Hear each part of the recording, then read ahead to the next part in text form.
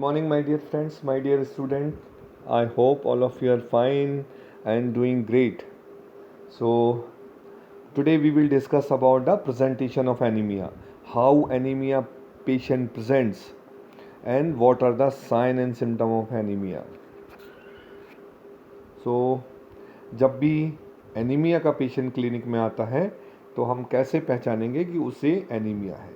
Anaemia का patient हमेशा कुछ कॉमन कंप्लेंट्स करता है, जैसे कि टायर्डनेस, हमेशा थके रहने की कंप्लेंट करेगा, हमेशा वीकनेस के लिए बोलेगा कि वो बहुत कमज़ोर हो गया है, हमेशा थका रहता है, कमज़ोरी रहती है, उसकी जो स्किन है वो पेल हो जाएगी, लोअर कंजक्टिवा पेल हो जाएगा, नील बेड है वो पेल हो जाएंगे, इरेगुलर हार्ट बीट बताएगा कि उसका दिल कभी कभी तेज़ धड़कने लगता है, कभी कम धड़कने लगता है, शॉर्टनेस ऑफ ब्रीथ, उसे चलने में थकान महसूस होती है, तेज़ सांस चलने लगती है ना, और सांस फूलती है, इस तरह की कंप्लेंट करेगा।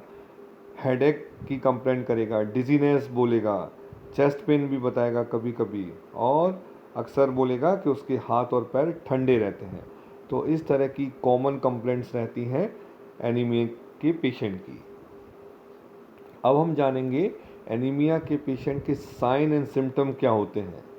तो जो सिम्टम पेशेंट खुद बताता है उन्हें हम सिम्टम कहते हैं, और जो लक्षण डॉक्टर पहचानता है उन्हें हम साइन बोलते हैं, और जो लक्षण पेशेंट खुद बताता है उन्हें सिम्टम बोलते हैं।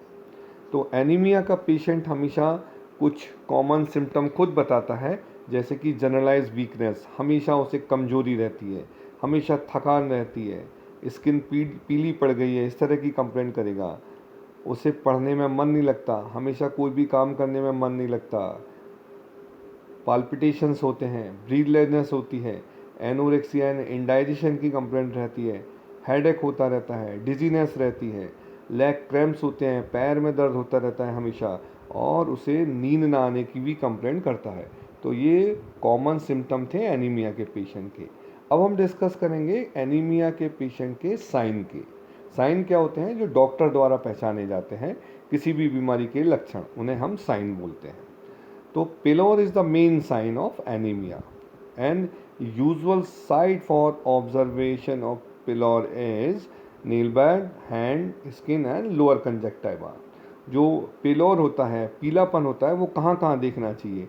नेल बेड पर, हैंड पर, स्किन पर और लोअर कंजक्टिवा में देखना चाहिए। वहाँ पेलनेस हो जाती है, ब्रिटल हेयर हो जाते हैं, बाल झड़ने की कंप्लेंट हमेशा रहती है, कोलेंचिया हो जाता है, मीन्स जो नेल होते हैं वो स्पून शेप्ड नेल हो जाते हैं, ग्लोसाइटिस हो जाती है, atrophy of the papilla of the tongue, angular stomatitis हो जाती है। एंगुलर स्टोमेटाइटिस क्या होता है?